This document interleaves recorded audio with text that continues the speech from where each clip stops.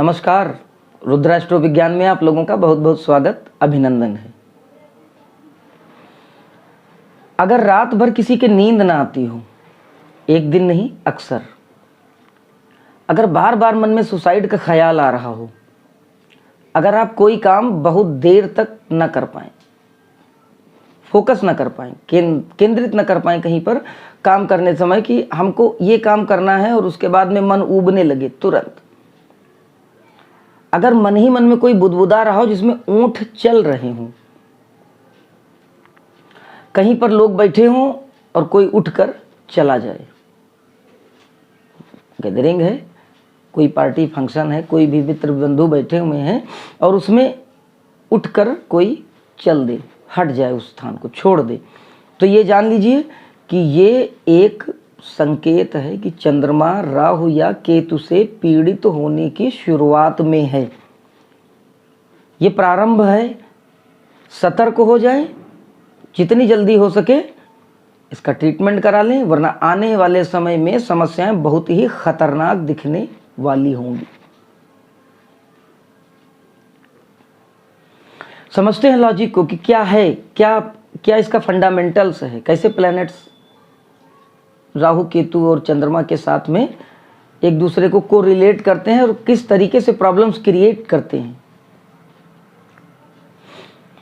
हमारा ये जो स्थान है जहाँ पर हम चोटी रखते हैं, ये स्थान हमारा बिंदु है ब्रह्मांडीय ऊर्जा को प्राप्त करने का।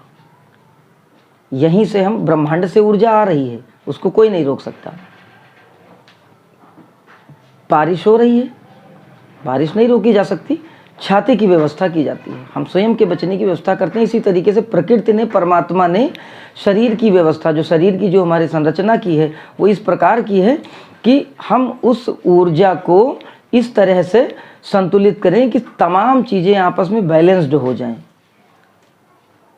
और वो जो बैलेंसिंग है, यही एक अनूठा, अनुपम, सुंदर उदाहरण है कि हम अपनी जीवनी शक्ति रूपी ऊर्जा को किस तरीके से समायोजित करते हैं और पूरा जीवन आनंद में जीते हैं। यहां से ब्रह्मांडीय ऊर्जा का प्रवेश होता है, ध्यान से समझिएगा। और यही जो ऊर्जा है, यहीं से प्रवेश होता है राहु और केतु की नेगेटिव एनर्जी का। एनर्जी नेगेटिव कैसे होती है? एनर्जी से कन्वर्ट होके जब वो एनर्जी ट्रांसफॉर्म होती है तो वो पॉजिटिव नेगेटिव कन्वर्ट हो जाती है। यहाँ से राहु और केतु किसी एक प्लैनेट की जो प्रॉब्लमेटिक कंडीशन में है आपकी कुंडली में, यहाँ से वो एनर्जी एंटर्ड की, और एंटर्ड होने के बाद जब यहाँ से एनर्जी एंटर्ड होती है तो वो आपके ब्रेन को क्रॉस करके और आपके इन दोनों भावों के बीच में इधर इधर इधर इधर, ये 3 अंगुल इधर 3 अंगुल इधर, मध्य स्थान से ये एरिया आपका हो सकता है। यही एरिया होता है थर्ड आई का, तीसरी आंख का, जिसके बारे में आप लोगों ने बहुत कुछ सुन रखा होगा। ये थर्ड आई क्या है? ऐसे तो ये एक विस्फोटक बिंदु है, जितना उच्चतम हम इसका प्रयोग कर सकें, लेकिन सामान्य तौर पर परमात्मा ने, प्रकृति ने ये थर्ड आई की व्यवस्था केवल इसीलिए कर रखी है कि जो भी ऊर्जा हम गेन करेंगे अपने तप, अपनी साधना, अपने समर्पण और अपने शरीर की बनावट के अनुसार, जो भी हम ऊर्जा प्राप्त करेंगे वो ऊर्जा रिसीव्ड होके ब्रेन के थ्रू यहाँ पे आके प्रोसेस होती है। उसके बाद यहाँ से ये ट्रांसफॉर्म होके नीचे बॉडी के और ऑर्गन्स के साथ कम्युनिकेट करती है। शरीर और मन के संतुलन के आधार पर ये एक ऑटोमेटिक प्रोसेस है, नेचर द्वारा ये गिफ्टेड प्रोसेस है। ऊर्जा आती है, थर्ड आई उसको ऑटोमेटिक प्रोसेस करके उतनी ही क्षमता के साथ, उतनी ही मात्रा के साथ वो बाकी रिलीज करती है नीचे की ओर, जितनी हमारे शरीर को आवश्यकता है, जितनी हमारे शरीर के अंग और बाकी जो शरीर की व्यवस्थाएं हैं वो उनको बिना नकारात्मक तौर पर प्रभावित किए हुए आगे प्रोसेस कर सकें। एक उदाहरण से समझते हैं कि अगर 100 पॉइंट एनर्जी हम रिसीव करते हैं और वो एनर्जी ब्रेन के थ्रू हमारे थर्ड पॉइंट तक पहुंचती है, थर्ड आई के लेवल तक पहुंचती है। वहाँ से अगर कोई एकदम नॉर्मल, एकदम जनरल लेवल की मानसिकता और शरीर की स्थिति वाला व्यक्ति है, उसको केवल 30 पॉइंट यानी केवल 30 बिंदु की एनर्जी की आवश्यकता है, तो शरीर उस 30 बिंदु को पॉइंट को कंज्यूम कर लेगा और नीचे की ओर बाकी अंगों में उसके भेज देगा कि ताकि उसकी एनर्जी कंटिन्यू रहे। ये एक बैकअप है। बाकी जो 70% जो आया, जो बाकी 70 पॉइंट जो एनर्जी हमने गेन की थी यूनिवर्स से, वो धीरे धीरे धीरे धीरे उसी पॉइंट चोटी वाले स्थान से बाहर एग्जिस्ट हो जाएगी। और अगर कुछ 2, 4, 5, 10% एनर्जी एक्स्ट्रा बॉडी में आ भी जाती है तो हमारे दूसरे उन स्थानों के जरिए बाहर हो जाएगी जिन स्थानों से बाकी वेस्टेज या जो अपशिष्ट पदार्थ होते हैं निकल जाते हैं। राहु की एनर्जी क्या है? इसी के माध्यम से, इसी चोटी वाले स्थान के माध्यम से राहु की एनर्जी एंटर्ड की, प्रोसेस्ड हुई, थर्ड आई के लेवल पे पहुंची। वहां पे हमारे और भी इंद्रियां पॉइंट कर रही हैं। हमारा मन यानी चंद्रमा पहले से दूषित स्थिति में है, तो वो तालमेल बिठा ही नहीं पाएगा। बॉडी को तो, क्योंकि प्राकृतिक व्यवस्था में 30 पॉइंट की आवश्यकता थी शरीर में, वो तो एंटर्ड होगी ही होगी, कि राहु फोकस्ड कर रहा है, राहु एम्फेसाइज कर रहा, राहु फोर्स्ड कर रहा है कि वो एनर्जी की रिक्वायरमेंट है बॉडी को, उतनी भेजनी चाहिए।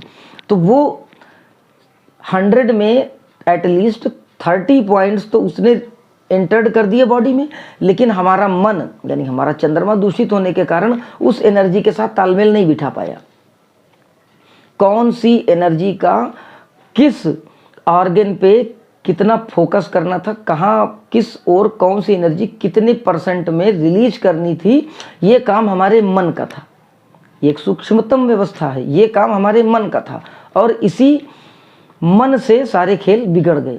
अब वो नेगेटिव एनर्जी जा रही है और इस नेगेटिव एनर्जी के जाने से हमारे शरीर में बहुत से असंतुलन पैदा हुए और ये जो असंतुलन बना, यही असंतुलन डिप्रेशन से इसकी स्टार्टिंग होती है और उसके बाद स्किज़ोफ्रेनिया और मन के स्तर के जो बहुत खतरनाक और गंभीर रोग होते हैं वो बढ़ते जाते हैं।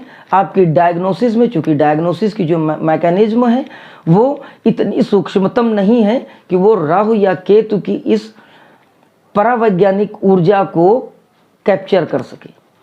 यही वजह है कि आपकी डायग्नोसिस में चीज़ें पकड़ में नहीं आती, लेकिन उसके नकारात्मक प्रभाव शरीर पर दिखते हैं।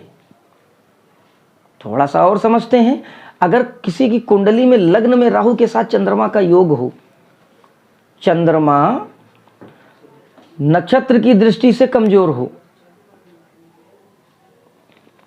चंद्रमा नक्षत्र की दृष्टि से कमजोर हो, चंद्रमा लग्न में बैठा हो कमजोर हो, या फिर राहु या केतु के साथ बैठा चंद्रमा 7 डिग्री से कम के अंतराल पर हो। दूसरा, अगर राहु या केतु की डिग्री चंद्रमा की डिग्री से अधिक हो, 7 डिग्री का तो डिफरेंस हो, लेकिन मान लीजिए कि किसी की कुंडली में चंद्रमा 20 राशि का है, किसी की कुंडली में चंद्रमा 20 अंश पर बैठे हैं और उसी कुंडली में राहु जो हैं वो 23 अंश पर बैठे हैं, तो ये स्थिति और विध्वंसक योग बनाएगी, क्योंकि राहु और केतु की चाल वक्री होगी और चंद्रमा की मार्गी। तो चंद्रमा चलेंगे आगे की ओर, यानी 20 डिग्री से अब बढ़ेंगे 21, 22, 23 की ओर, और जो राहु होंगे या केतु होंगे वो 23 से बढ़ेंगे 22, 21 और 20 की ओर, यानी ये दोनों और निकटतम बनेंगे। तो ये और दूषित और समस्या कारक योग बनेगा। अगर इसी के साथ ही साथ अगर लग्न में बैठे हुए जो ये योग हैं चंद्रमा और राहु या केतु के साथ, अगर इसी में लग्नस्थ जो और कोई राशि बैठ जाए जो उसके प्रभाव को और बढ़ा रही हो, उसकी दूषित होने के कारण को बढ़ा रही हो, या फिर लग्नेश नीचस्थ हो जाए या लग्नेश 6, 8, 12वें में बैठ जाए और कमज़ोर होकर बैठ जाए, तो ये प्रेत या पिशाच बाधा से ऐसा व्यक्ति खुद को नष्ट कर लेगा, सुसाइड अटेम्प्ट ऐसी ही कुंडली वाले जातकों में बहुत देखे गए हैं। जितने भी लक्षण बताए हैं इनको ध्यान से समझिएगा, क्योंकि चंद्रमा एक ऐसा प्लेनेट है, ये सारे योग लगभग इसी से निर्मित होते हैं। अगर चंद्रमा गड़बड़ तो सब गड़बड़। 2.25 दिन मूव करते हैं, बहुत फास्ट प्लेनेट है, अर्थ से सबसे नियरेस्ट के प्लेनेट हैं, धरती के सबसे निकटतम ग्रह हैं, इसलिए अपना सबसे अधिकतम प्रभाव छोड़ते हैं। ऋषियों ने और शास्त्रों ने इसी कारण चंद्रमा की महत्ता को बहुत अधिक दिया है। अब ये समझिए कि अगर चंद्रमा किसी की कुंडली में गड़बड़, तो वो जब भी एक पीरियोडिक साइकिल मेंटेन होगा नेगेटिविटी का, तो वो 1 महीने में कहिए 8 बार 10 बार वो इम्पैक्ट पड़े, जिसमें आदमी अजीबोगरीब व्यवहार करने लगे, सर हिलाने लगे, सर पटकने लगे, सर फोड़ने लगे, तेजी से पैर हिलाने लगेगा, नाखून काटने लगेगा। बहुत से ऐसे सिम्टम्स हैं। दवा खाते चले जाएंगे, कोई इफेक्ट नहीं दिखेगा। थोड़ा सा उपाय समझिए, ये उपाय करिए। अगर कोई इस तरीके का मरीज है, मैं ये नहीं कहता हूँ आप दवा बंद कर दीजिए, दवा चलाते रहिए, लेकिन उसके साथ में अगर इन प्रयोगों को आप इम्प्लीमेंट कर देंगे तो निश्चित जानिए कि 1 से 1.25 महीने के अंदर जातक की समस्या में सुधार निश्चित दिखेगा। और एक समय ऐसा आएगा जब जातक अपना सुंदर, सरल और स्वस्थ मन वाला जीवन जी रहा होगा। उपाय समझिए, थोड़ा सा अटपटा लगेगा लेकिन बड़ा अचूक उपाय है। जिस किसी भी व्यक्ति को इस प्रकार की समस्या दिखे, जिसमें आप पैरा एबनॉर्मल एक्टिविटीज़ भी दिख सकती हैं, जिसमें लगे कि हाँ कोई भूत आ गया, कोई प्रेत आ गया, इस टाइप की जो सामान्य शब्दावलियों का प्रयोग होता है, मतलब समझ रहे हैं ना कि कहना क्या चाह रहा हूँ। तो किसी भी ऐसे व्यक्ति के साथ अगर समस्या दिखती है, तत्काल सर मुड़वा दीजिए। बाल जो है वो ऑब्जर्वर का काम करते हैं, एक इंसुलेटर का काम करते हैं राहु और केतु की नेगेटिव एनर्जी का। और इंसुलेटर का मतलब कि वो फंस गया तो वो बार बार रिपीटिशन होगा, वो एनर्जी पंक्च करेगी आपके हेड को। और जब हेड को, चूंकि एनर्जी है, कोई पदार्थ नहीं है जो टकरा के लौटेगा, तो एनर्जी बार बार वो आपके ब्रेन पे पंक्च करेगी, आपके न्यूरॉन्स को प्रॉब्लम करेगी। और वो हमारा ब्रेन पावर है हमारी पूरी बॉडी का। तो जब एनर्जी बार बार पंक्च करेगी और न्यूरॉन्स के साथ साथ बाकी और भी जो घटक हैं मस्तिष्क को संचालित करने वाले, वो फ्लक्चुएट होंगे, तो कहीं ना कहीं धीरे धीरे वो समस्या नहीं बननी है तो बन जाएंगी। इसीलिए बहुत बड़े बालों का रखना भी अच्छा नहीं माना जाता। उसके पीछे का एक लॉजिक है। दूसरा समझते हैं उपाय, चांदी का यानी सिल्वर का मैक्सिमम यूटिलाइजेशन करें, कंज्यूमशन चांदी का बढ़ा दें किसी भी रूप में।